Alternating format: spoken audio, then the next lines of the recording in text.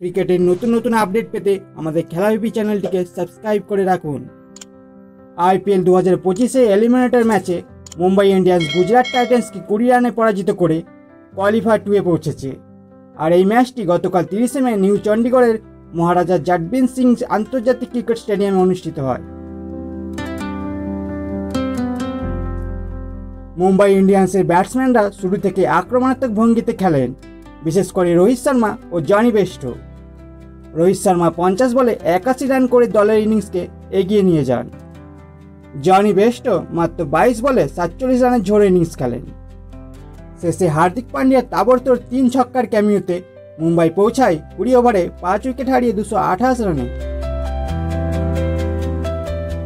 Eliminator চাপের ম্যাচে গুজরাটের কাছে এ যেন বিশাল রানের পাহাড়। শুরুতেই গিলের উইকেট নিয়ে গুজরাটকে চুপ করিয়ে দেয় ট্রেন্ট বোল্ট। সাই সুদর্শন 80 রান করে দলের আশা জাগিয়ে রাখেন। ওয়াশিংটন সুন্দর 48 রানে গুরুত্বপূর্ণ অবদান রাখেন, কিন্তু শেষ ম্যাচ গুজরাট 20 ওভারে 6 উইকেটে 208 রানই তুলতে পারে। গুজরাট টাইটান্সের সাই সুদর্শন ও ওয়াশিংটন সুন্দর জয়ের জন্য লড়াই চালিয়ে গেলেও মুম্বাইয়ের বোলাররা শেষ পর্যন্ত ম্যাচ নিজেদের পক্ষে নিয়ে আসেন।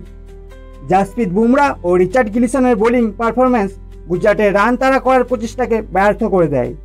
এই জয়ের ফলে মুম্বাই ইন্ডিয়ান্স কোয়ালিফায়ার 2-এ পাঞ্জাব কিংসের মুখোমুখি হবে, যেখানে বিজয়ী দল ফাইনালে রয়্যাল চ্যালেঞ্জার্স ব্যাঙ্গালুরুর বিরুদ্ধে খেলবে।